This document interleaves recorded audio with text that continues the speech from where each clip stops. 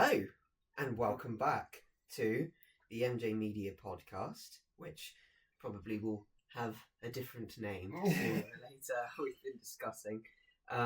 This is episode 3, and today, as you can see in the title, we will be continuing our thread of My Hero Academia with the evolution of Class 1A, namely 3 characters that we really wanted to talk about in today's panel of Izuku Midoriya, aka Deku, Katsuki Bakugo, aka Lord Explosion Murder Dynamite, I don't know, he's probably got another name, and Oshako Uraraka Uravity. Now, last time we had a spoiler mark in this, and I'm going to say straight away, spoilers from the get-go, because we're going to talk about the characters, the evolution of them from start into where they are now in the show. We're not going to look at the manga like we discussed in the last one as well. We're anime-only watchers, so we're going to embrace that perspective to fuel our opinions and remain anticipated for Series 8. So, again, one final time, spoiler warning for all of My Hero Academia. We're going to talk about 3 main characters and the adventures that they go through. So why don't we start with our main boy? Well, we'll start with the Deku, with the crybaby green boy. Did you want to take us off? Although, I guess, starts off very soft. I probably is like he's very sort of like very sensitive, sort of very sort of easily sort of moved. You kind of see that in the first introduction to when Bakugo is sort of bullying him. He's very sort of, compared to Bakugo, he's sort of very easily pushed around, doesn't really push back much. He's sort of like, he sort of takes stuff on the chin and is like, oh god, it is what it is, sort of thing. And then Bakugo being sort of the opposite to that, who is very much, this is my direction, I'm going in this direction, sod everyone else, sort of thing. And you kind of see that change over a lot of episodes. And then Uraraka we don't really get introduced to till sort of late into episode 2, I think, if I remember correctly.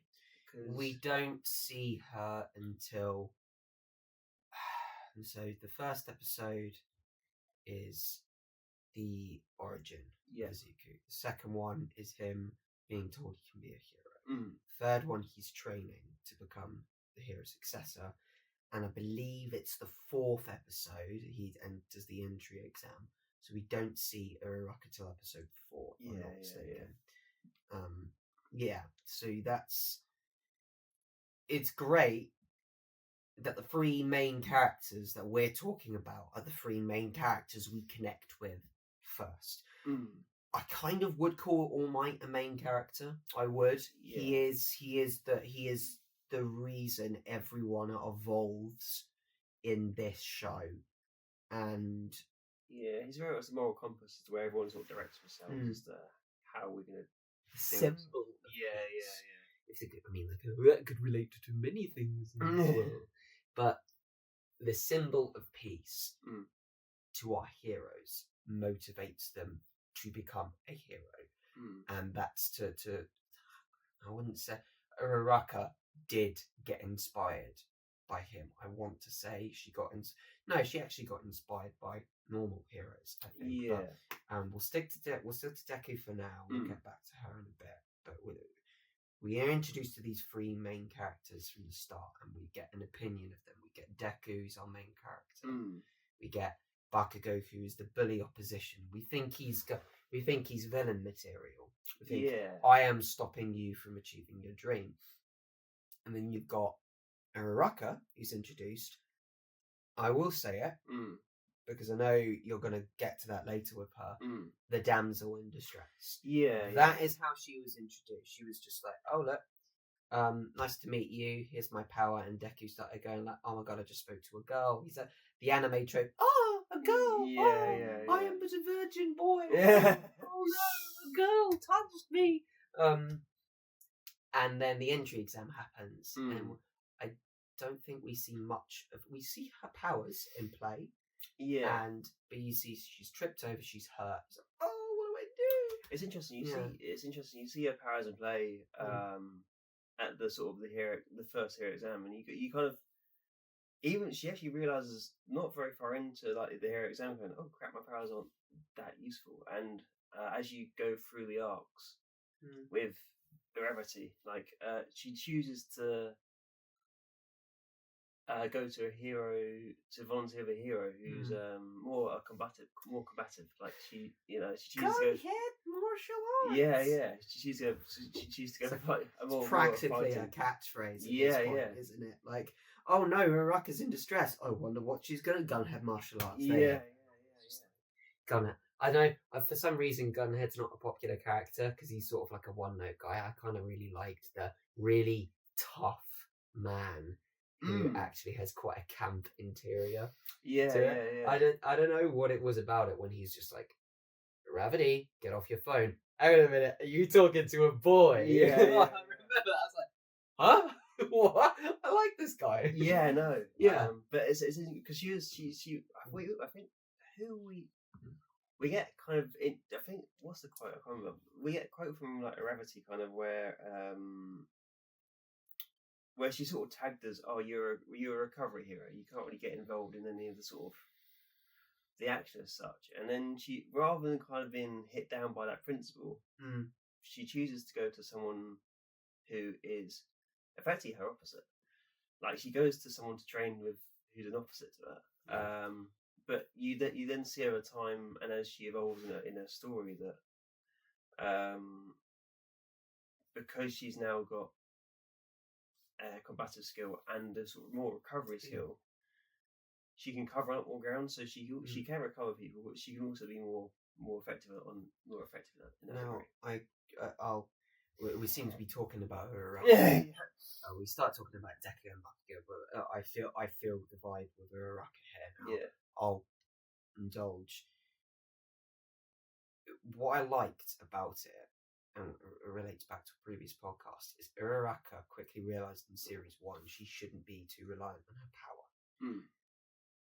The thing I loved about the school is they had these quirks, these meta abilities, and they didn't know how to properly utilise them. So you had Ioma, his naval laser, literally was not equipped to his body and caused harm. He'd bleed out. Mineta, if he used his purple grapes too much, his scalp would bleed. That was dark. That was. If you think about it, we laugh about it, but it is like he's pulling out hair. I think you see in Desperation in one of their fights where you just sort of see he just throws like, a great brush. Like Mineta's sort of seen as Amy is a bit of a. He's not a very serious character, but there's that one scene where he's literally in desperate times going, I don't know what I'm doing, just tearing balls off of his sort of scalp. You just sort of see the sort of blood come down his face. They go, oh my god, that's some serious. Like you don't see that until that point. Not everyone when they're backed into a corner fights, but the whole cast of 1A when they're backed into a corner does something. I mean, even Ioma when he was backed into a corner, he was scared for his life. He thought he like shot with the laser into the sky. We learn a little bit more about Ioma in Series 7, which totally changes our perspective on him. But all of 1A had powers that they didn't know how to use, and because they're young, and that's why they're in the school. And progressively over series, I would say Series 1 to 5, you see their process of learning. Series 6 and 7, you realise. I'd say specifically Series 6, you see they put everything that we know into practice with a little bit more. And we're like, oh, look, everything after 1 year, these guys have grown so much, but we see, it's not enough. And then at the end of the latter half of Series 6 and the start of Series 7, the rest of the world are like, I can't believe Japan actually put 15-year-old children onto the front line of the battlefield. Can't believe they did that. Can you imagine, realistically, if we turned on the news today and we saw Japan had civil war, and one half of the country was the military, and they started recruiting 15-year-old children, and they were fighting the rest of the faction, basically. We would look at it and we would go, I know it's complete devastation. The war is happening, and you're clearly desperate, but I can see why the rest of the world was like, what? Yeah, I mean, I would caveat that with, World War II, World War One, where we kind of see like guys in the young, who are very young sort of thing, who are then volunteering for the military because the world is in complete chaos. It's not they're being forced to do so. It's their choice. They even fake their ages and all that stuff to even go out to sort of war. But yeah, I mean, out on a modern lens, they're going, oh, what's going on, sort of thing. But if you look at it from Japan's perspective at that time, they were at war. They didn't have a choice. I get that. Yeah. And it was at the same time it wasn't under duress. It was sort of like we are the only people who can do so to take on this problem we got. Is it a lot of weight to handle? Yes, and you kind of see that play out through all the episodes, all the questions they ask. So, what am I doing? How do I deal with this problem, sort of thing? Kind of where you kind of get that sort of rich sort of storytelling again. Like all the questions they ask, like how to make the good decisions or sort of stuff, how to make the right decisions, or what, or even there's sort of complex issues that you kind of start touching on in sort of later on in the season. You're there going, oh, okay. It's definitely you could definitely look at it and go, oh my god, what's going on? I'd say I'd continue on that by exploring the commentary that has not necessarily on war, because Attack on Titan has massive commentary on war. But there's commentary on children's abilities. Never underestimate what a child can do. And I would say that, but they're still learning. But I remember when I'm teaching and a child, they're drawing, I look down and I was like, you're 8 years old and you drew that, or you wrote that. I remember one pupil that I taught, and the way that I was describing metaphors one week about not necessarily metaphors, but I believe it's pathetic fallacies, personifications I was using about the weather, and then they took that and they put it into a story about a dragon hatching, and they described the dragon hatching as if it was like a storm cloud cracking with thunder. Wow. That's awesome. And like, you're 8 years old, and you wrote that. You are that's like, I wouldn't even say some adult authors would come up with that. I'm amazed with the potential of children. You know what? I say that I don't want to sound condescending. I'm amazed at the potential children have. Like, I know they have potential, serious potential, but sometimes they come out with something that blows an adult's abilities out the water. Yeah, actually, you said that, in teaching all that stuff. Funny you mentioned that. Questions during like sort of my teaching all that sort of stuff. They'd ask questions that sometimes the teachers, they're going, oh, hang on, how do I answer this sort of thing? And sometimes those questions are like, sometimes it's sort of like a what if question, like what if this happens sort of thing, or what if that happens. Sometimes they're genuine, and sometimes it's like you're a bit too far sort of thing. But sometimes you see sort of teachers sort of shoot down a question because they don't think it's relevant, and kind of they're going, well, hang on, that question was relevant. Be shot down. I mean, I know you want to keep the class on task, but that question could have been a good caveat for more detailed in regards to, What I'm always told, what I was told when I was learning to be a teacher was, you should never shoot down a question. You have the right to say, I'm not going to answer that question now. It's a good question. You're right to be curious about that. It's not. You can either say it's not relevant, but we can talk about it another time. You can say, let's discover the answer together another time. Or you would say, I don't think that's needed right now, purely because of the context. Say, for example, you're in an English lesson and you're talking about writing a petition to save the polar bears or something like that. And then someone comes out of the blue as you start talking about global warming, and then they basically say like global warming's ovens. They're just like, why should what happens with I'm losing track here. But they're trying. Okay, maybe they start talking about global warming, and then it reminds of the rest of the world.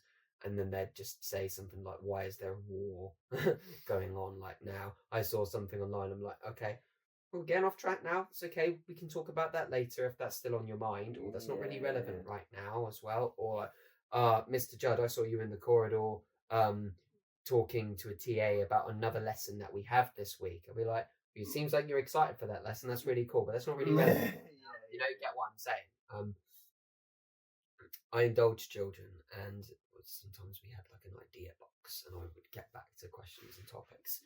I think one of the most fun days I ever had with them is we sat down and we started talking about endangered animals and animals that had gone extinct, and I was learning with them as well. I was fascinated. We started talking about the whales and leopards and some snakes. There's some snakes in like Trinidad, Tobago area. There's only like 15 of them left in the world, and that's just absolutely mad to think about that.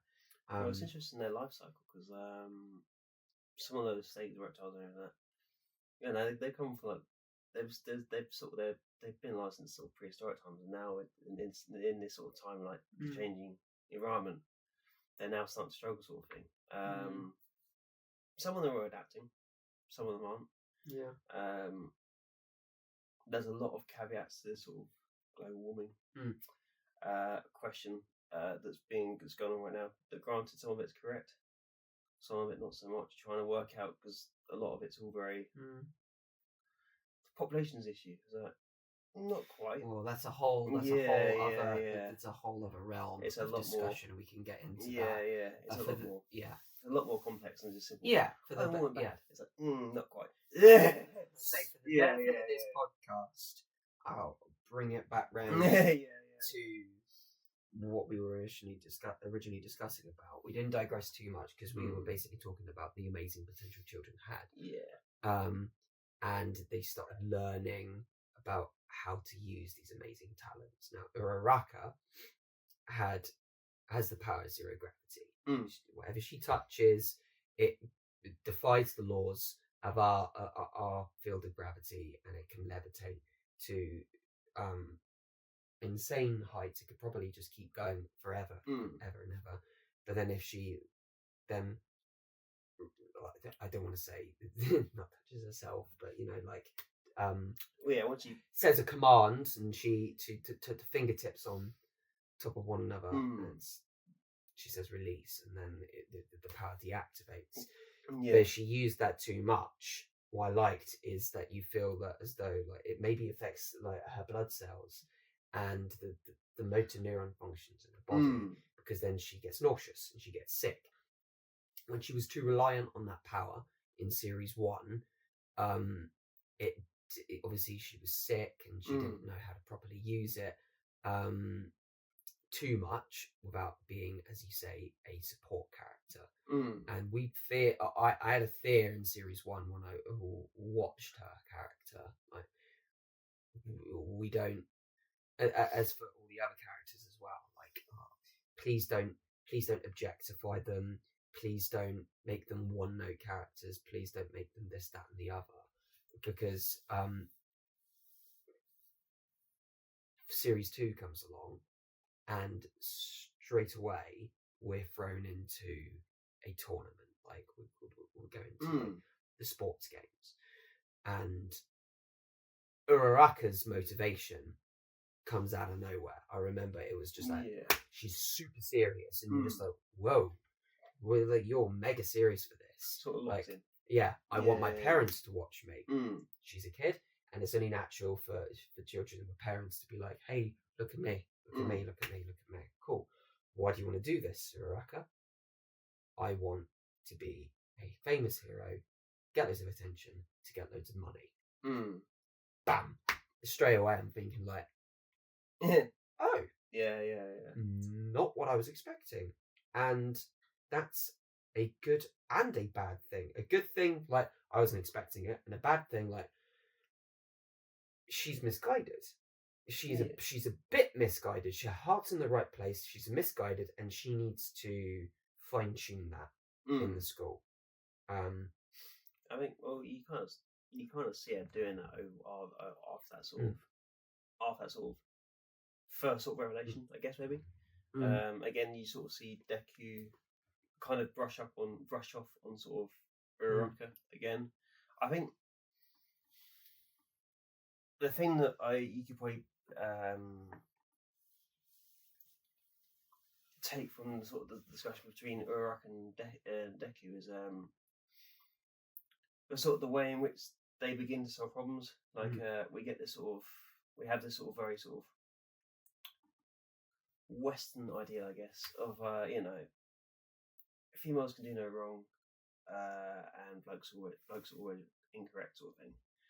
I noticed in conversations in over tables or other stuff, if you're trying to solve a problem, you get, oh no, you can't solve this problem right now while someone's misacting and everything like that, or if someone's acting out, you can't tell them, it's wrong, sort of thing, because the female's always right, sort of thing. Which is, I think, is an untrue statement. Like, you've got to criticise on both sides, and this is where Uraraka and sort of Deku kind of come into their own. They work together. What we see right now is the split between both sides. Like, no, you got to work together. Both of you have got strengths and weaknesses. Oh, easily. Use those. But that's the criticise each other. Use those. The brilliance of many shows, My Hero included, is that it doesn't even say just like fundamentally you are wrong. No. You can identify the weakness in Deku. Deku's weakness was his power is far too much for him. Yeah. And he was being destructive and destroying his body and putting himself in harm's way, which is essentially like if me or yourself go to the gym and like, if I know this specific exercise is going to get my biceps ripped, we keep on doing it until we just rip our muscle fiber, and we go to the doctor and we're like, well, I'm doing everything right, and the doctor's like, yeah, you are, but you are going to destroy your body if you keep going. Maybe, just maybe, there is a better way. We know this technique works. Maybe it doesn't necessarily work for you. I think this is the pinnacle of that in sort of Dark Deku, don't we? I mean, I actually I enjoyed the vigilante arc, because you kind of see who Deku is outside of 1A, like what his decisions are, how he would deal with in those tough situations, all that sort of stuff. That's kind of why I enjoyed the arc as much as I know it's not enjoyed through the fan base for some reason. But but you do see at the end of that arc where he's done. Like, all his power, he's used all his powers to their max. His mind is completely frazzled because of the decisions he's had to make during those sort of interactions. Some of the environments he's put into, where the decisions he's making, and they're going, oh boy, what do I do? How do I solve this? I think you get one where one of the villains is using what's it called? Puppet Master. Yeah. Where he uses civilians as a human shield. Yeah. And Deku's there going, what do I do? I have got no resources for right now to solve this problem. Don't have time for this. And you just see him kind of he does sort of mentally implode at this point. And this is kind of where I can't remember how he solves it. I think it's something to do Black Whip, I think, from what I remember.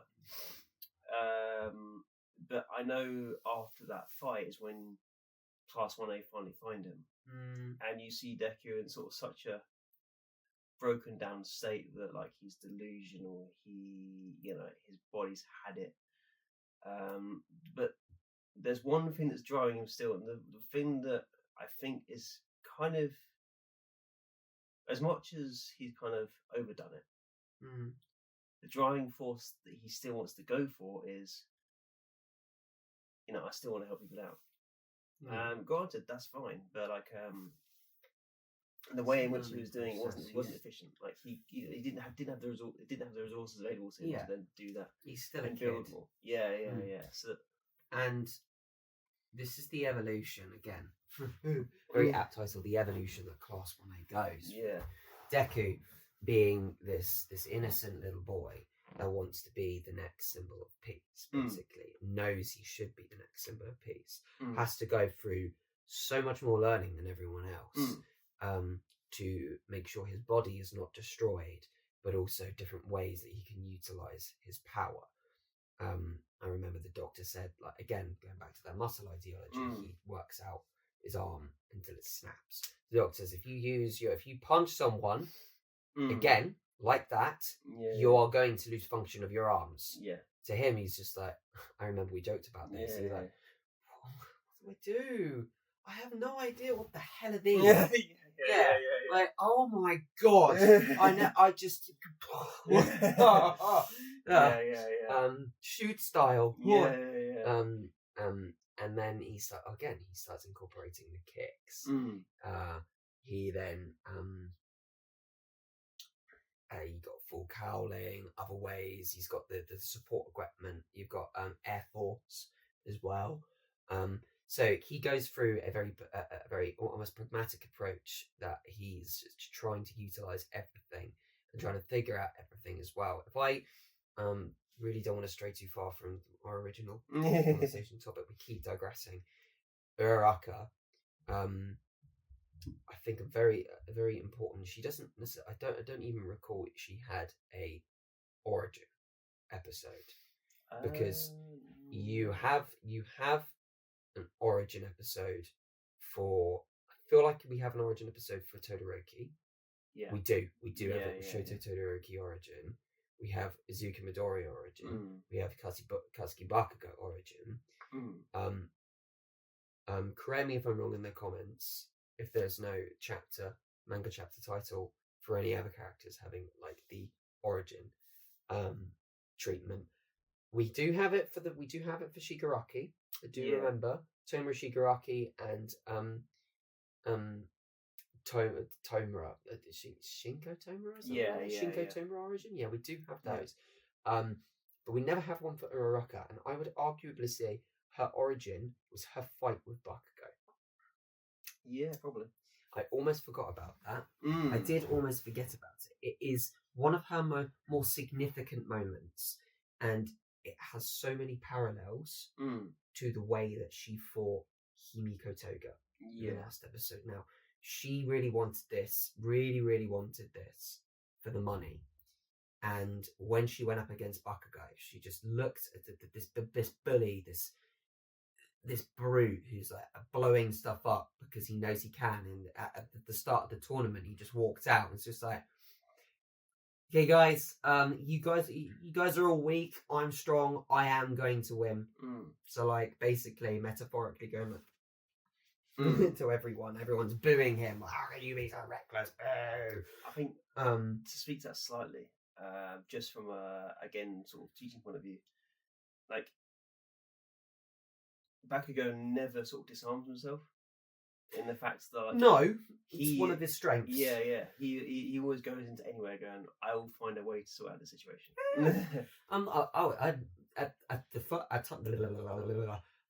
At first we go, what a cock. Yeah. You look at him in the episode and you're just like, what are you doing, mate?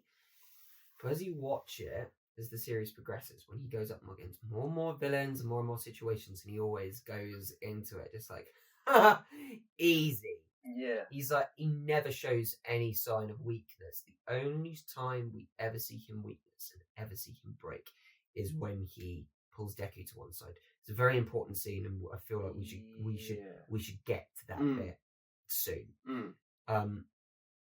So Chaka, when she has the fight and she loses, everyone is ultimately like, well done.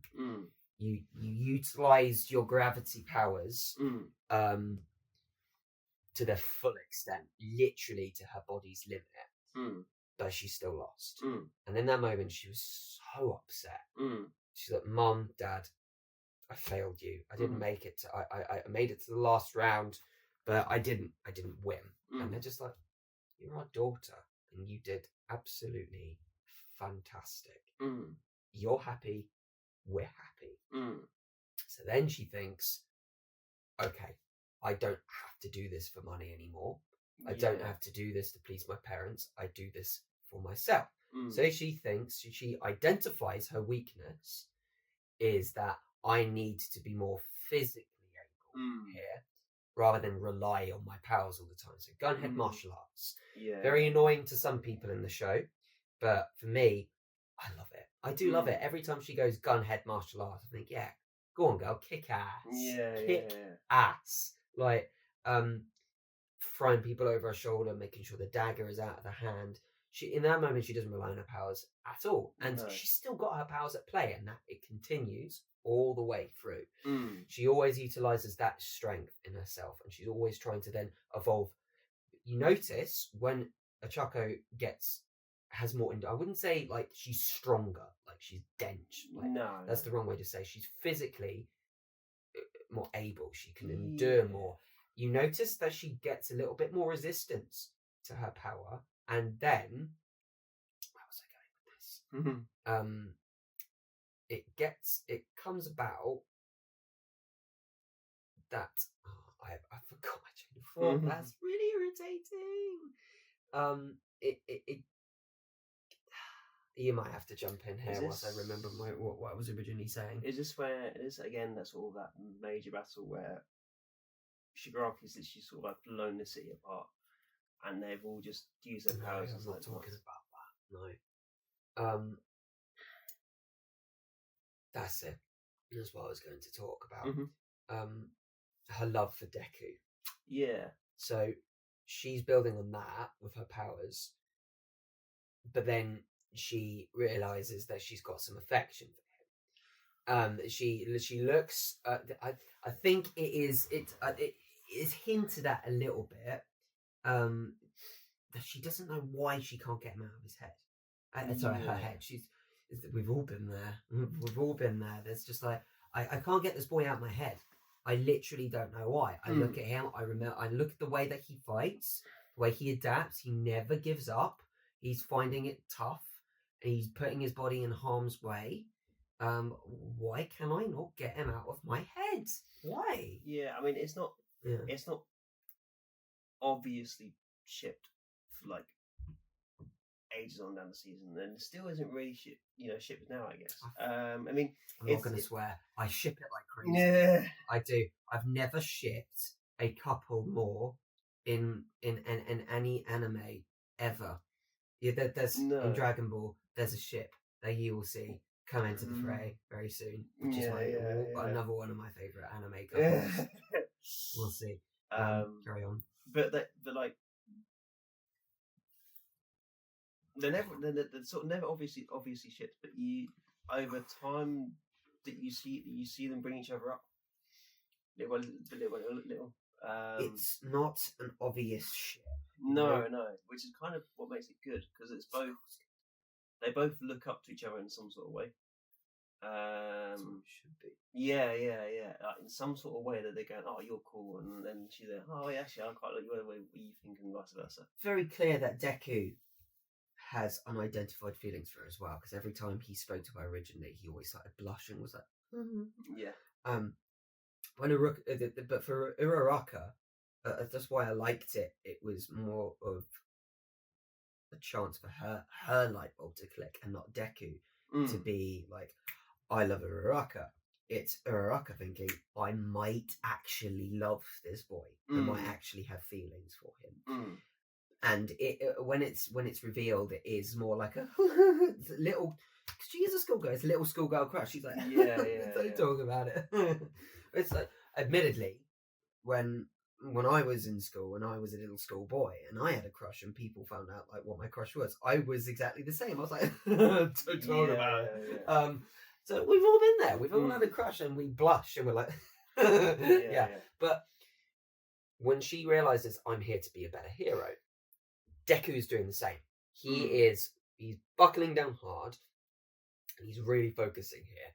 And towards the end of Series 3, with the provisional license training, and the start of Series 4, when the workplace with the optional work placements come in, and then Uraraka gets pulled into the Shihasaikai raid, and this is very serious.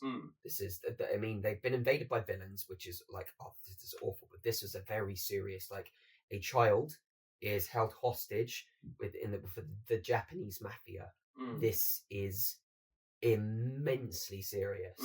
And she saw I love it. I want to swear so bad in this, but she saw Deku sit down next to Night Eye, locked the frick in. Like, he's looking, he's just like, I am saving this girl. Like, I'm doing whatever I can. And she looked at him like, my feelings can wait. Look, my feelings, not only can my feelings wait, but my feelings can push me not to be like him, but to be inspired by his morals. And I would arguably say this isn't a woman idolizing a man.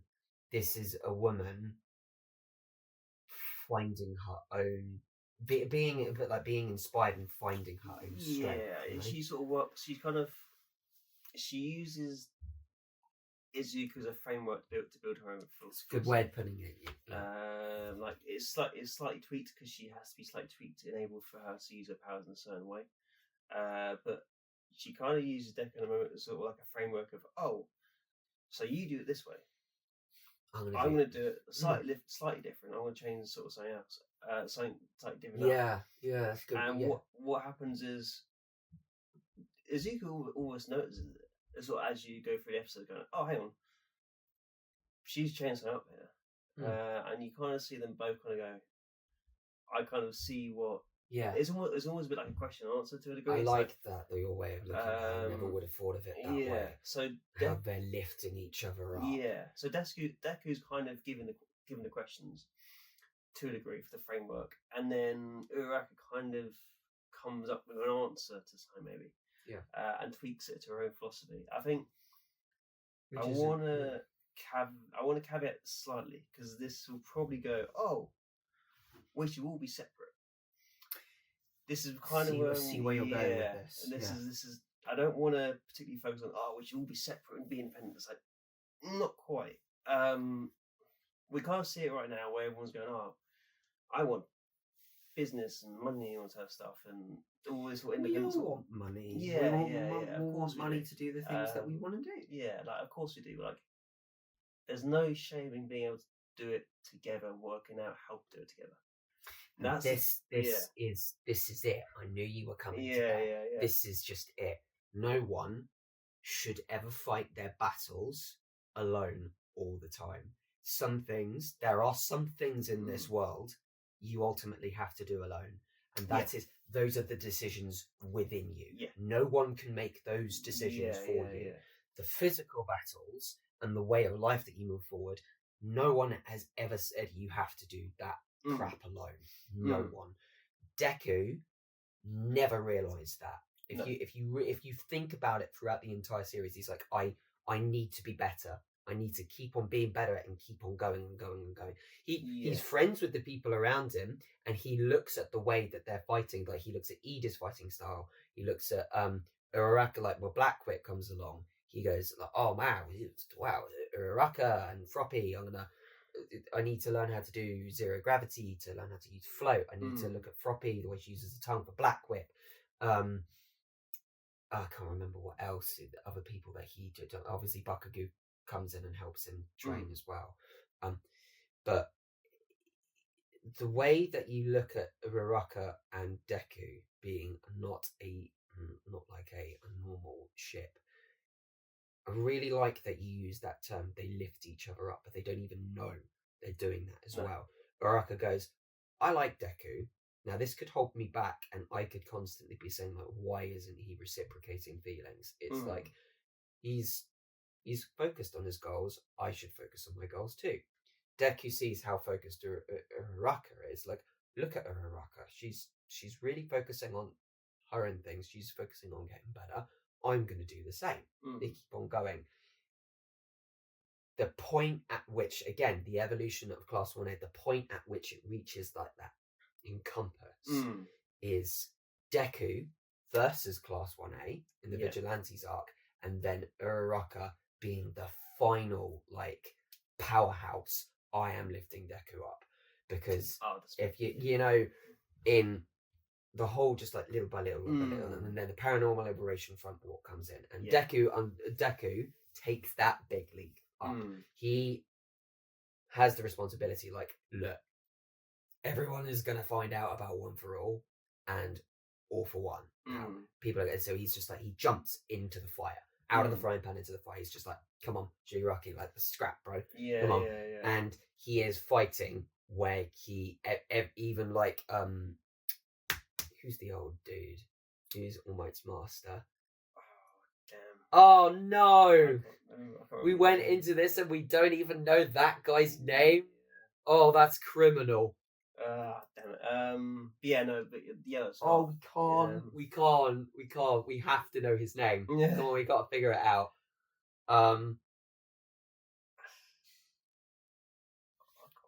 Oh, this is awful.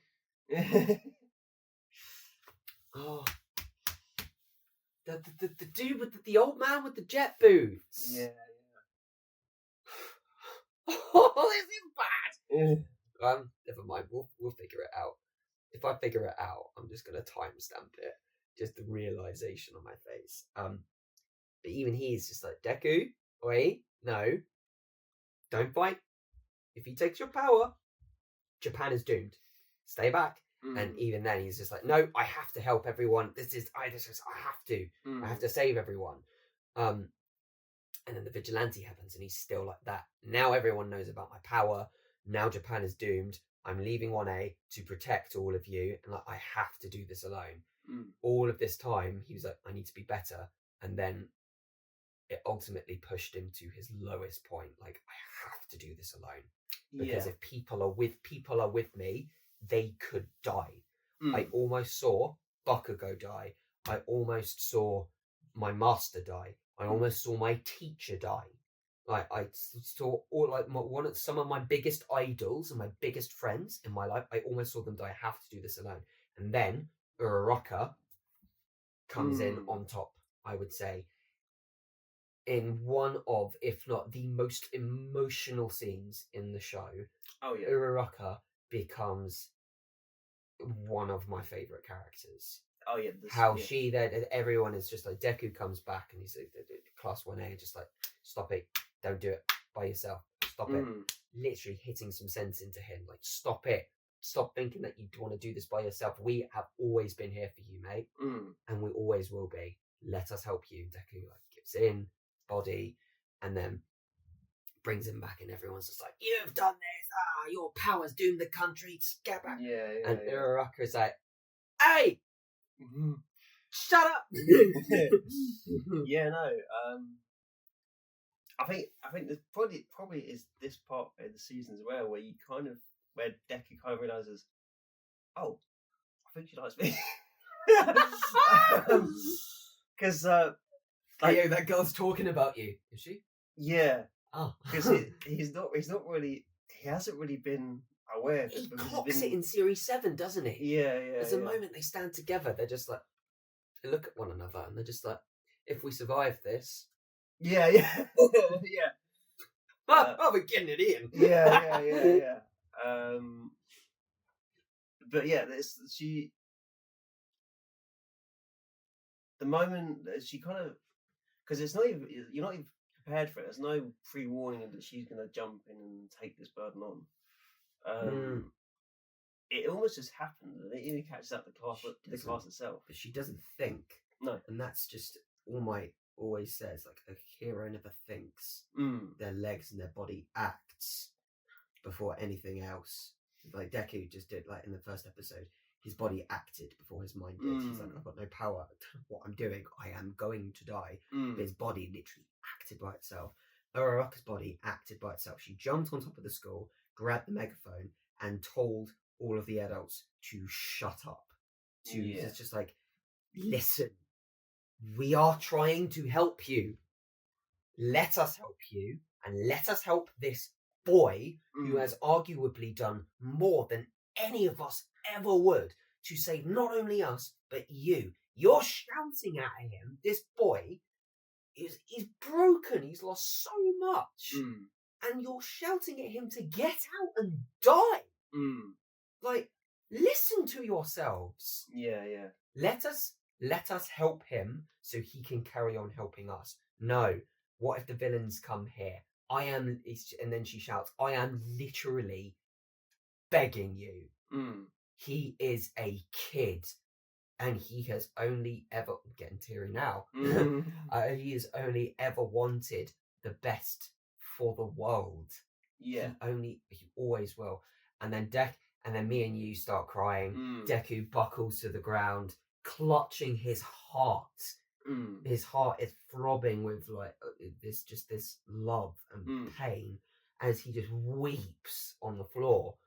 And Kota comes over to him, hugs him, and lifts him back up. I was just like, Uraraka, mega Chad. Yeah. We stand Uraraka. But it's interesting. Like, Uraraka's greatest weapon was not even the fact that she could do tactics or anything like that. Uraraka's greatest weapon was the word sort of thing to the people, to the degree. It's just like that's just a revelation I've had within this podcast. It's sort of like her greatest weapon wasn't even just going out about. Her greatest weapon at that moment in time was her words. It wasn't her gravity powers. It wasn't her strength. It was It's also her perspective as well. Like, yeah, enabled her to have that speech kind of already in mind. She's got to have a certain perspective to sort of understand it. And I think, again, you know, women have got a certain perspective, and also men have got a certain perspective. But both those perspectives can work together. Yeah. It's just working out how to sort of make that work. Yeah. What we don't see very often at the minute is, well, our side is better than your side, and this side is better than that side. It's like, no, you know, both sides are guilty of. Like, I get what you're trying to. I get what you're trying to say. Yeah. Ultimately, I mean, my perspective has always been, when we are young, we don't understand. And I will say that as quite literally age. When we are young, we don't get it, and I'm talking like 5 years old, 6 years old. Right, yeah. I'm not saying like 20s and 30s. Yeah, that's not young. When we're 5 and 6, we don't understand, and some things we fail to learn as we grow up and grow older, and that makes everyone different, and that brings out the marvelous mistakes in us for us to learn, and that's okay. And I would say, irrespective of gender at all, and society identifying it as labelled terms, and we've been misguided and just said like, oh, men are saying this, women are saying that. Yeah. No, just I have always just been like, why is it a competition? Why is it this? We're all. I'm getting so heated here because I don't want to swear. I know. As soon as I want to swear, I'm getting passionate about something. We're all human. Yeah. All of us are human. Don't look at us as man and woman. If we all want to do the same thing, like Deku and Uraraka, they're heroes. They identify as heroes, not man and woman loving one another. They are heroes helping heroes, heroes helping people, humans, heroes. It's just, yeah. I'm gonna stray from getting too passionate about this now because it could get messy. Yeah. No, but yeah, it's just sort of to bring that sort of friction down, I guess, because there's this sort of weird competitive right now. It's like, nah, we don't need to be better. Like, there's issues that we can sort out together. There's issues that there's an issue we do need to sort out. Oh no, yeah, there are issues. But criticisms have got to go from both sides rather than one side's bad and this side's bad. Like, otherwise solutions aren't gonna be made. People have given themselves a bad rep for themselves. And I would say throughout history, man has given themselves, rightfully so, a very bad name, but the human race all have their flaws that we all need to work on. I'd say individually, less generally. Individually, we need to work on our flaws much less, because society. Yeah, we're getting off topic here, but it's tough. It's tough to sort of like look at someone now and we are getting to the point in society where we can celebrate people's flaws. We are accepting that this is who we are. I think celebrating maybe a bit excessive. Like celebrating someone's flaws, not quite there. We see those problems already, where it's like, because you celebrate someone's flaws, they then inhabit those flaws even more. And because of that, they don't then try to work on that flaw, or they then disarm themselves because they're going, oh, I have this flaw, I'm now disarmed and can't work on myself. It's like, no, you may have a flaw. Granted, you may think differently. You may think of something. You may make decisions slightly differently, or anything like that. It doesn't make you broken, which is the thing that everyone seems to be caveating right now. It's like, oh, I have this flaw, I have this label. That means I am now this person, and I won't change for this person. It's like, no, you can still change. It's still within your rights to do so. The label almost become a bit like almost like an Achilles heel. The label is now, you're kind of seeing it at the moment where it's now not helping people. It's now sort of disabling people. So I mean, I'll bring my own experience into this. Recently, I've been looking at things to process to my benefit and my mental health as in a neurodivergent approach. So again, already there is a label. This person is autistic. Yeah, I mean, I'm supposedly dyslexic. Yes, yeah. You know, but I mean, the thing is, I'm kind of, as much as it's useful to having a label, like know what it is, to then completely flawed by its supposed symptoms. So supposedly I'm supposed to process stuff slow or that stuff. I can't take on maths and English, quicker than most people. That's okay.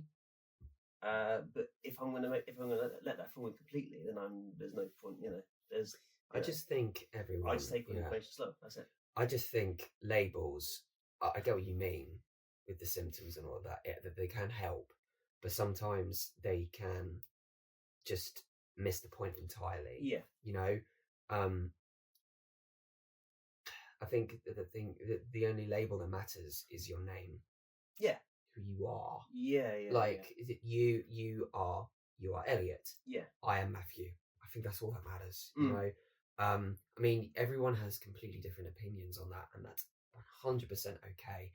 But I think we are who we are, and the things that we have said as labels within ourselves, you could then say, for argument's sake, like, even though I am or may not be autistic and dyslexic, that's still us. That's not like neurodivergent before Matthew. It's Matthew before neurodivergency. Yeah. And figuring out how Matthew works. Whereas, of course, like supposed dyslexia, very much for yourself, figure out how Elliot works with this as well. Yeah. And coming back to the heroes in My Hero Academia, their thing is just like, how do I figure out how to be a hero? Deku and Uraraka are literally thinking like, how do I become a money making hero? And he's like, how do I become the symbol of peace hero? And in that moment, they're realizing, how do I use my desires, use this identity of hero to bring out the best in myself?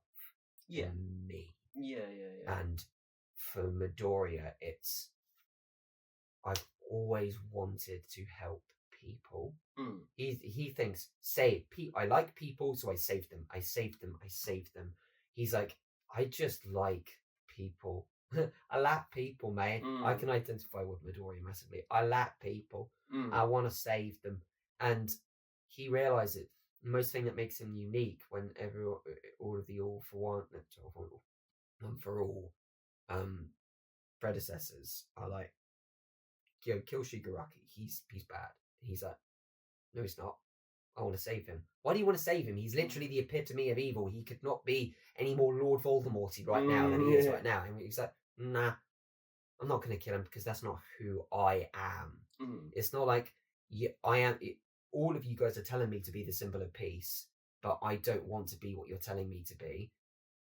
Me, Midoriya, I always give people a chance. No matter who they are, I give them a chance. Yeah. And Uraraka has always admired her parents and wants the best for them as well. And then she realizes when obviously all the heroes throw in the towel that the world needs heroes right now. And in that moment, like, even heroes need heroes. Yeah. And she identified that with everyone. Like, we need to be better. We need to be ourselves. We need to just wipe the slate clean of what we think heroes are, because the world was just like, how dare people walk out, like, again, what we said last podcast, like, people do this for money. People are saying, I'm gonna be hero because money, people will like me. And when crap actually hits the fan, they're like,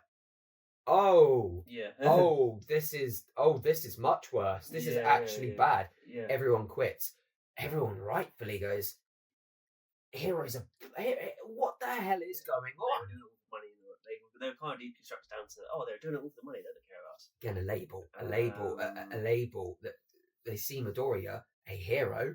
It's like, he's just doing this. They probably didn't say he's doing this for money. Don't trust him. They've doomed us. And then when you strip away the title and see Izuku Midoriya, a boy, sat in front of you, then I think this is. I don't know if you have anything to caveat on that, but I think this is a perfect point for us to start talking about Katsuki. Yeah. No, I mean, Bakugo's a different beast entirely because he even starts from like a. Well, he's not really your sort of underdog hero in the first place. He were introduced him as as the powerhouse from the get go. But it's interesting how you find him stumble a lot.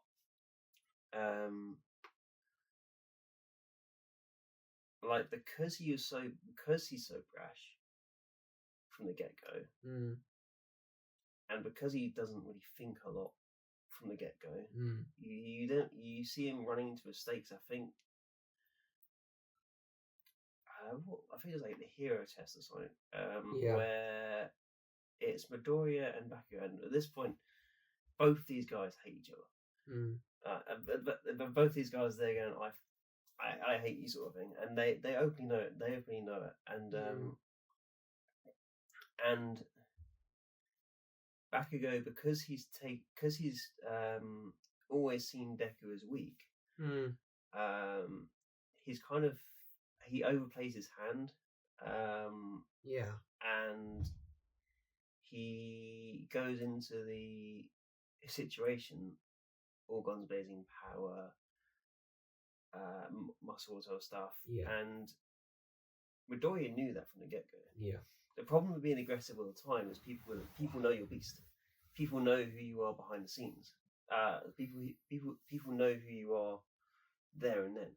You don't hide your weapons. So because Midoriya is already familiar with Bakugo's sort of beast, I guess. Midoriya can kind of outthink Bakugo in that sense and kind of go, but if you're going to do that, I'm going to put this out of the way. It's very interesting you say that, because when all cards are when all of your cards are laid on the table, what else do you play? Yeah. That's Bakugo. He's from the moment he had his excuse me, his explosion quirk. He's like, that's like meme worthy. That yeah. He knows who he wants to be, and he just views it as power. And that's all he's ever been. Deku doesn't have a power. I'm better than him. I'm like there is no scenario. It's essentially, if you compare it to a game of Uno, you've got 4 power cards, and Deku has got like a stack of 20 number colors. You're like, I am winning this. I'm actually winning this. And there'll be several instances where in that game, where you got the 4 cards, you keep winning. But the more that it happens, and eventually, maybe along the line, Deku picks up 1 power card. And because he has that 1 power card, he can use all of those resources around him. He has more cards to play, and he knows that Bakugo is going to do the 4 card play all the time. He's literally going to do the same thing all the time. And Deku's wiser to him. Now, don't get me wrong, Bakugo does learn. He does. Yeah. Throughout the series, the teachers tell him, like, you are very one note with your explosions. Learn how you use them better. He comes up with AP shot, howitzer impact. Love howitzer impact. Like when he spins around with it's like spirals of sweat going everywhere. But I think that's his first humiliation. So he actually gets a taste of what Midoriya gets. He actually gets a taste of Midoriya, of what Midoriya's been living through for ages. And then he doesn't think much at first. He just brushes it off. Yeah. And then I'd probably carry out a name of going, you could be aggressive as you like, but there's always going to be someone bigger than you. There's always a bigger fish. So yeah. So like, I don't rush into fights. Like, scope people out. Who are they? What do they do? How do they act? Sort of thing. Yeah. Can you take them on? If you can't, okay. If you can't, if you can, kind of go for it if you need to. But don't rush into it. There's 3 things in response to that. That just supports that fact. Number 1, Bakugo enjoyed his fight against Uraraka. That fight that we spoke about earlier. He enjoyed it. He's like, this is easy. Bakugo never viewed her as a girl. Bakugo viewed her as competition. He's like, look at you. You're someone with 0 gravity powers. This could be interesting. And it's an interesting fight. And at the end, he actually goes like, yeah, good fight. Well done. And it's the first time that you see like a crack of like I don't think he outright like goes over and shakes her hand, but inside he's just like, you gave it your all. Well done. I almost lost. Number 2, his fight against Shoto, the one that he's really excited for. And he's just like, because Deku and Todoroki have this massive fight, and Deku's just like, your power doesn't define you, you define you. Yeah. And Todoroki goes like, Jah! He's just like goes, absolutely beast mode. And Bakugo's like, yo, that was fun. I want him to do the same with me. He doesn't. Yeah. Because he's just like, my power doesn't define me. Your power shouldn't define you. Yeah. And in doing so, he essentially forfeits the fight. Yeah. Because he's like, well, I did use my powers to fight you, but I'd rather be myself against you. And Bakugo's like, Nandato? Yeah. What are you doing? And he's like so confused, and he hates that he won.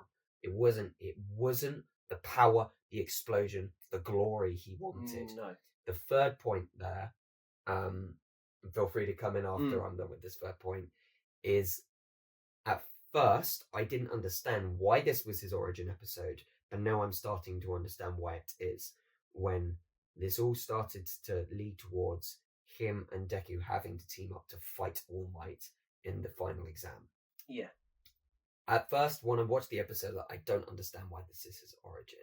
Because after the episode, he was still angry and bitter and didn't seem to change. He did. After that episode, he did change. After that episode, he started to make new attacks.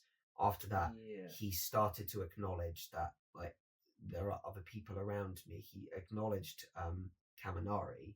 He acknowledged not Kurigiri. What's the redhead guy?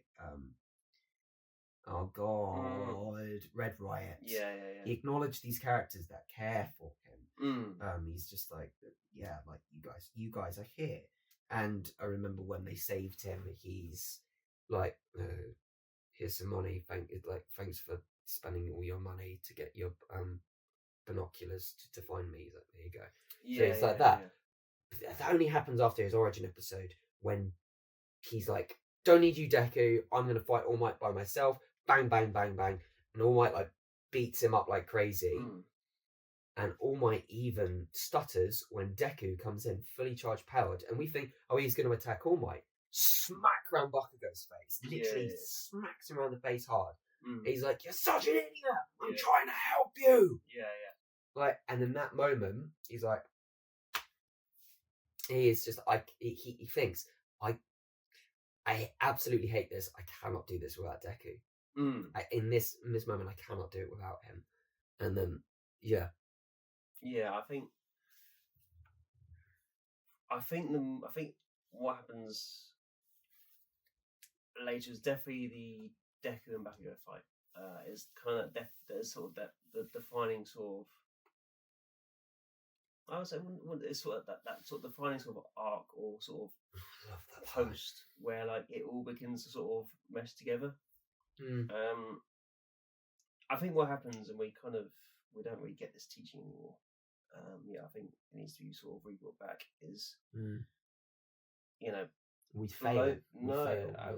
So I want to go completely kind of primal side. Blokes seem to respect each other after they've thrown hands. For whatever reason, and this is from my own experience as well. For whatever reason, if someone thinks that you're weaker and you take them on, and you float and you show them the floor, that for whatever reason if you walk out from that fight, they seem to they have a silent respect for you, sort of thing. It's like brothers all the time. So brothers will play fight. The reason they play fight is sort of who's stronger at that time. It's more, sometimes it's fun, sometimes it's not fun. It's just one of those things. But anyway, what happens in that fight is Deku finally matches with Bakugo, and the fact that Deku's not easily swayed anymore. He will impose his will if he needs to, and Bakugo is not familiar with this at all. He speaks in his language, I would say, and this is, I get what you're saying, and this mentality does work with a lot of people. Not everyone, I would say. Not everyone. In that moment, Bakugo, since Bakugo's origin, this is his its mental journey. His physical journey goes up, his mental goes down, and this is because that's his origin. After this, he accepts he needs to start to evolve, to change his fighting style, and accept others' help if he is to succeed and become the best. Now, when he goes to the training camp and he's almost fighting by himself, and he ends up getting captured by the villains, he's just like, damn, I was unsure about accepting and changing, and I got kidnapped by the villains. So, like, I mean, there you go, that's Telltale. In the fight, in the battle, when All For One reveals himself, is like, I could do nothing except be saved. And because I led everyone there, and I led All Might there, I led to All Might almost dying and the symbol of peace retiring. In that moment, he's just like, I'm weak. I'm a failure.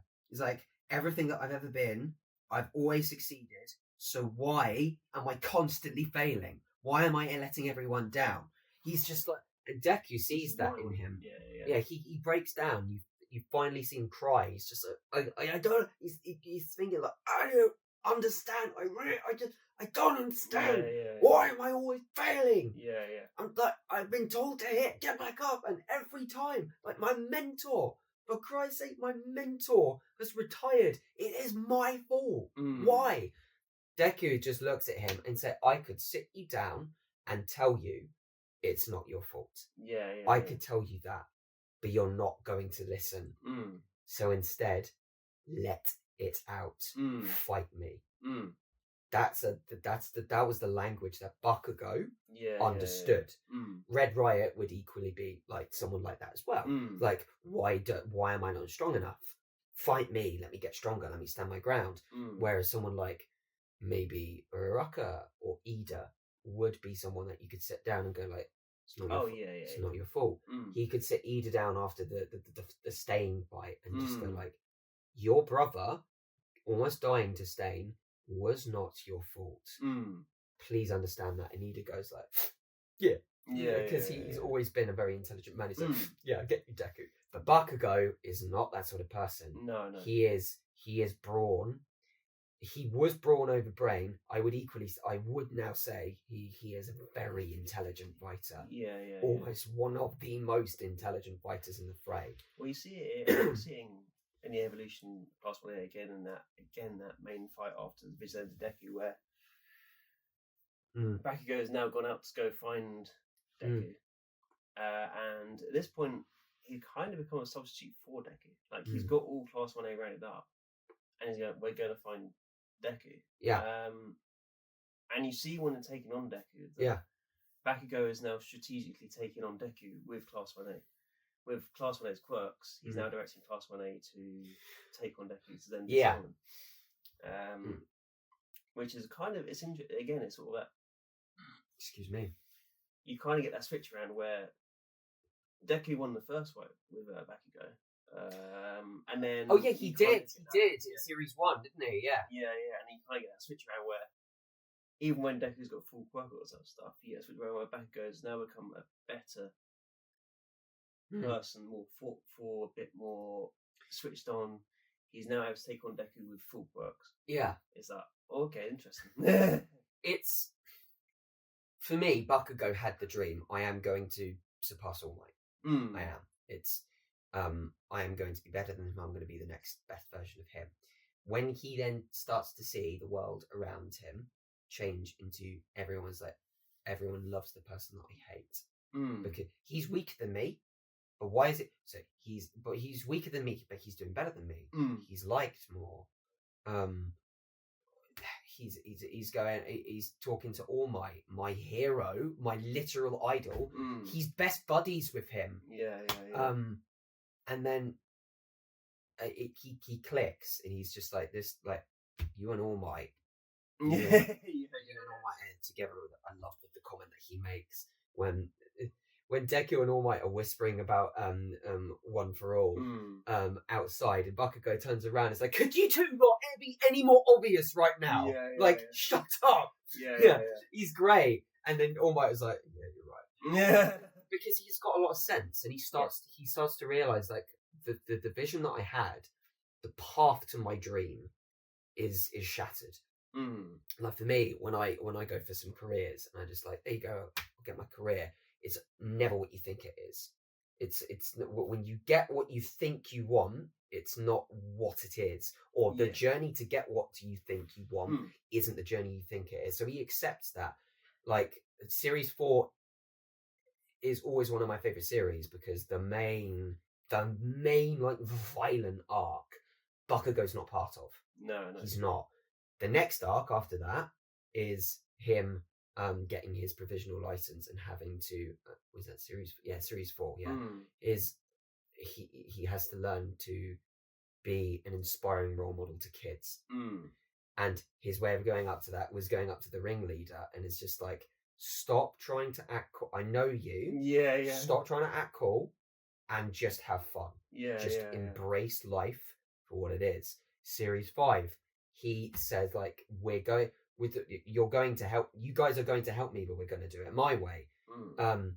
Series 6 comes along. He's just like, Deku, I am here. Let me help. And then he ends up throwing himself in front of Deku. To make sure that he's just like, I know the path to me succeeding is a Japan that is still alive, and a Japan that is still alive will not be here if they get Deku. So he throws himself, and that's why he liked him narrating that bit. He's like, in that moment, my body acted by itself. And he realized, in that moment, all this time, my build up in that moment I acted like Deku. I harkened back to Deku's origin here, and he was just like, "What?" Yeah. It's all clicked at that point. It's like, clicked. That's what it means. That moment, my body moved by itself. Yeah. He took longer to get there, but he got there. And people, he was just like, I wouldn't even say. I actually kind of would with Bakugo a bit fragile masculinity. I would to an extent, excessive, because he's not like a manly man. Because Red Riot was like manly man. Yeah, I'm a manly man. Manly men. You strong manly man? Yes, I'm manly man. And like and then someone beats him. He's like, I'm not manly man. But he is just like, he doesn't even view himself as like, I'm a man, I must do good. He is just like, I view myself as powerful because of my power, so I should be good. And when I'm not good enough, I'm like, punch the sky, punch the wall, and then he goes through one of the most the I wouldn't say the most complex, but the most subtle emotional character developments, which is why people like him so much as well, because he keeps going, he keeps playing those cards, and he realizes maybe he shouldn't play them in the same order anymore. I just probably carry it with Bakugo as well. Bakugo is also kind of that really interesting character, and also very, very much one you meet in real life, where he's a dick to you at first, but he will apologise when the time's right. But there's a caveat to that. There's a caveat to that. Yeah. If someone's forced to apologise, that's not a genuine apology. Like, you can't, like, we've got this really weird bullying system where it's like, oh, we force a bully to apologise and that will make it all right. It's like, no, he doesn't learn a lesson, he'll retaliate, and because that's the thing. In those moments, stick up for yourself. But from my own life experience, I've had guys who've caused problems, all that sort of stuff. That hadn't been set up to apologise to me. They did it off their own back, and I appreciate that. And I appreciate that a lot. Otherwise, I would have had a more cynical view of people. Of course, yeah. So as much as people are giving you issues, stand your ground, but also be open to the fact that maybe one day they could apologise to you, or they could sometimes respect you. But don't get pushed around. That's the only. No, I get that. Yeah, like because I very much have heard that. It's sometimes, for me, it's been hard to apologise about a few things. I'm not a violent and conflicting person. However, there have been things that have upset me before, and I have had views, and I have said things that I didn't realise at the time upset people, and I didn't see it that way, and I never like. But that's human. People say things and they don't realise what they mean until they've said it, and even after a couple of years, I look back and I just go like, oh, like I was fundamentally, to my own beliefs, correct. However, I didn't see it from their side. I didn't, and even though I don't want to sometimes, even though I argue people should see it from the other side and say, like, I see what you're trying to say here, and I see why you're so passionate, and I validate you. Sometimes that's not always the case. But you should say, for what it's worth, I apologise for the way that I made you feel.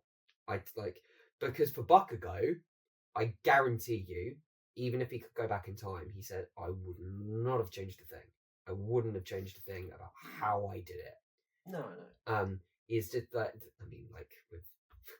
I love him. Vegeta.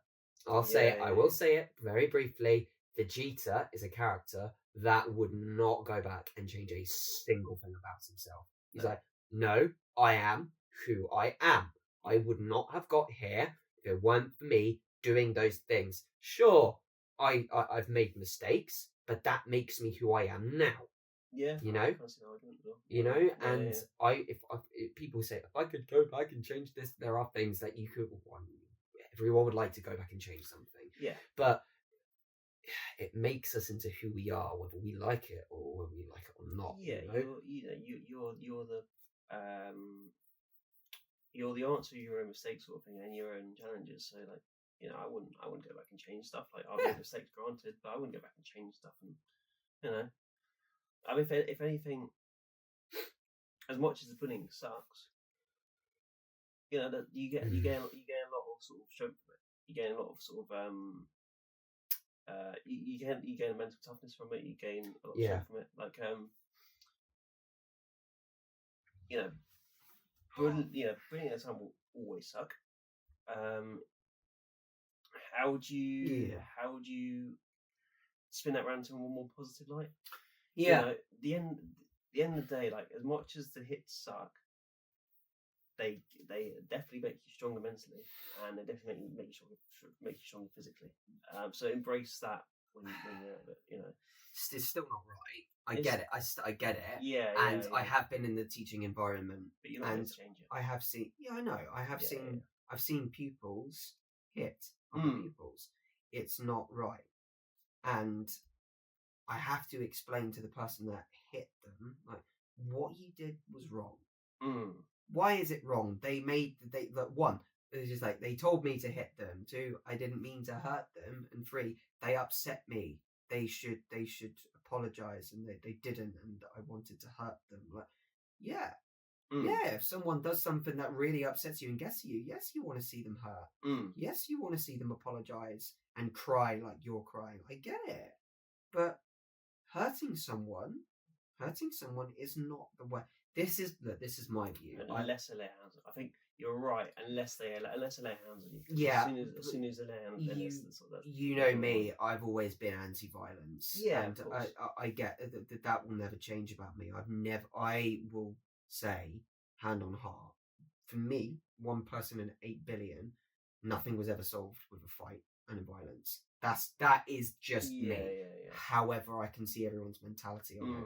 I will always say, look, I get why you fought him, but let's go through the reasons why we've gone through the reasons why you think this is the right thing to do.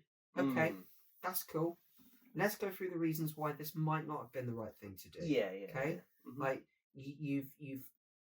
Let's go. Let's make this interesting for the podcast. Let's talk. Let's say if I was Bakugo's teacher, if you were Bakugo, if you were Bakugo's fighting teacher, if you were like All Might and I was Aizawa, I was his if I was his mentor, have a think about, like, maybe one thing that you say, like, yeah, cool, you beating up Deku, I understand. I'll say Bakugo sort of take a breath. Like, what are you doing? Right. Yeah. Good. Yeah. That's good advice to someone in any martial arts. Like, whoa, think this through. Why are you doing this? Yeah.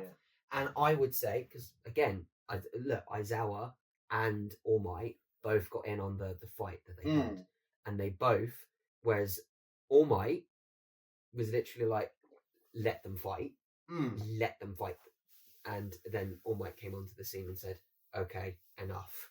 It's like, breathe, chill. You've had your fight. You've got it out of your system. You were both hurting. You both wanted to hurt. But if you carry on, you might lose. You might lose yourselves. That's what's you could lose it. And Aizawa, on the flip side, was like, in all my years of teaching, I've never seen such a rowdy bunch. He was like, you broke the rules of the school. You hurt each other. That's an insult to humanity. What you're doing right now. He was like that. You should never hurt another student.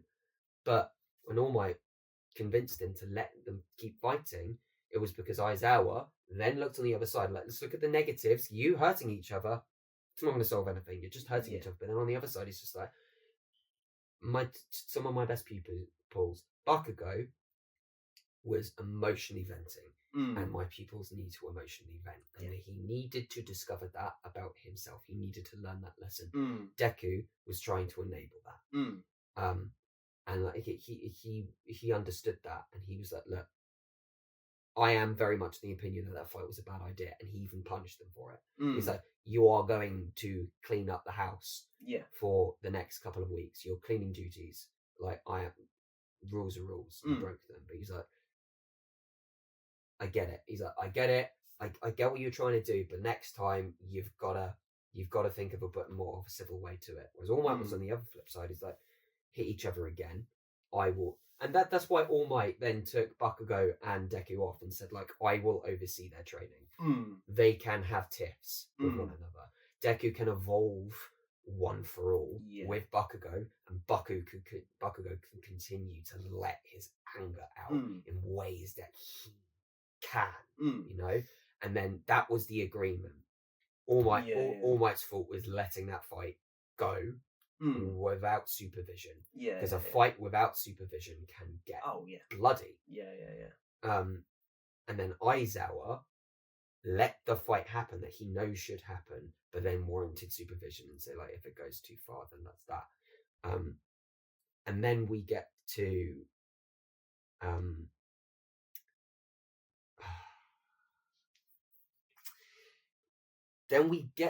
Series 7. I didn't want to have to talk about this because Bakugo's ultimate, the perfect part of Bakugo's character arc happens here. We've discussed this many times. Bakugo versus Shigaraki. We've had the evolution of Bakugo, and we've talked about the evolution of Class 1A and where their sort of journey is ending. Bakugo's ending was very poetic, but so sad. And I really hope he doesn't. If you come this far, you've seen the spoilers, and you know we're spoiler talking anyway. I really hope he doesn't die. I really hope, but it really, unfortunately, makes so much sense if he does. I think because that was because the plans go south, don't they? And Bakugo kind of realizes, oh, I've got to hold the line because Deku ain't around. And he's capable of doing it. And you kind of see Bakugo as sort of pinnacle, isn't it? You can't see Bakugo at his pinnacle where his power's basically all the way up there, but also he's strategically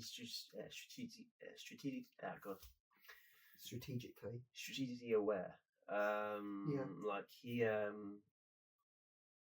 he knows how he's going to do certain things, and he knows what power he's capable of. But at this point, Shigaraki is he's a bomb. He's not even it's not even a rational power at that point. At that point, Shigaraki is just a bomb. He's like Bruce Lee trying to punch his way out of a nuclear explosion. Right? Like Shigaraki's nothing. You can't really fight him. At that point, he's just pure power. Yes. And there's no strategic sort of way of dealing with that. It's just, take the blows as they come, sort of thing. You can kind of like try and dissipate those blows or make them hurt less, but they're still going to hurt like a bastard. Oh yeah, 100%.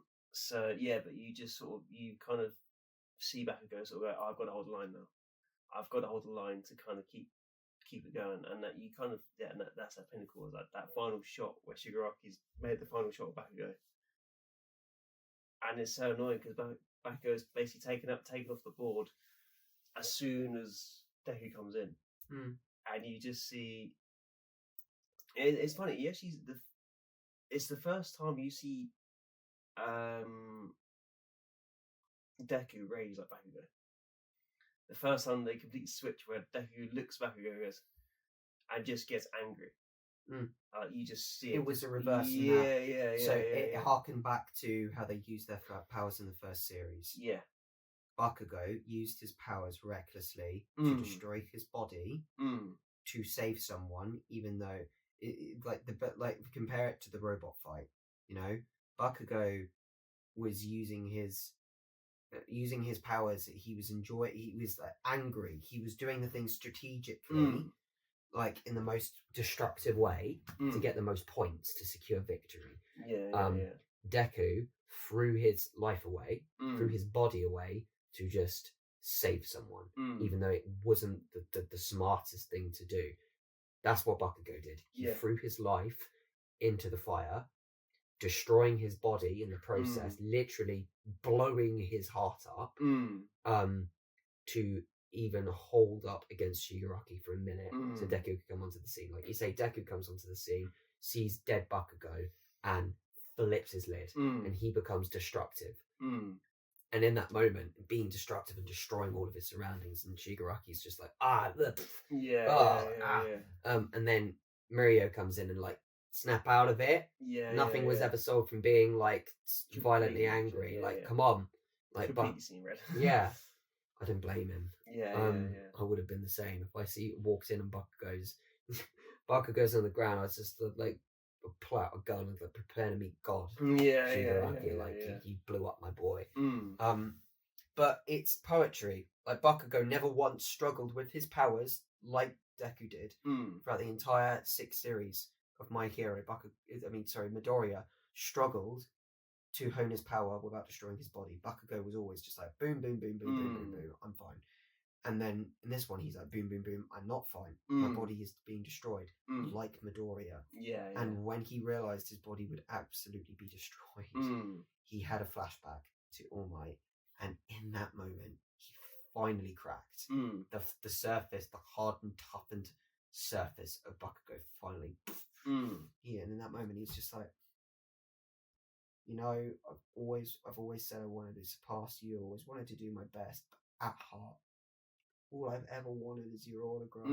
All I've ever wanted is your approval. And then, kaboom, he's dead. I'm like, why? Why does he admit that now? I think that makes sense. Why he admits it now. Bakugo is one of those sorts of moments in his last dying breath. He's just like, yeah, I guess deep down at heart, I was a little boy that wanted All Might's thumbs up. I wanted him to say, I acknowledge that you are an awesome person that has wanted to aspire to be me and to be better than me. Good job, kid. He's always wanted that. And that's why the reveal that he kept his hands in his pockets all the time to hide his All Might card and his pen. We all always thought he was just like, yeah, I'm acting cool. He was him having his hands in his pockets was just representation of him always hiding a part of himself. And in that moment, he revealed, like, my hands are out of my pockets now. I'm finally like showing you, like, yeah, this is me. I've always admired you.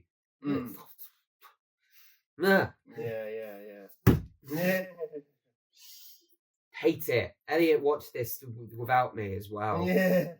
Like we always watch My Hero together, and to be fair, I was abroad at this point, so Elliot was rightfully like, I'm gonna watch this because I don't know when Matt's coming back. And then you were very quiet. Very quiet about this. And then when I caught up, I messaged you and said, we're gonna have problems. Guys, mate. Yeah.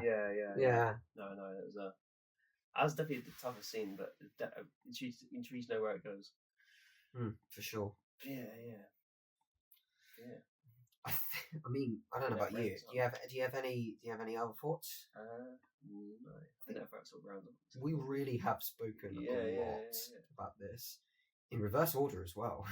We wanted to finish with Uraraka, but we started with her. It made the most sense to start with her. We had plans in this episode to talk about more characters.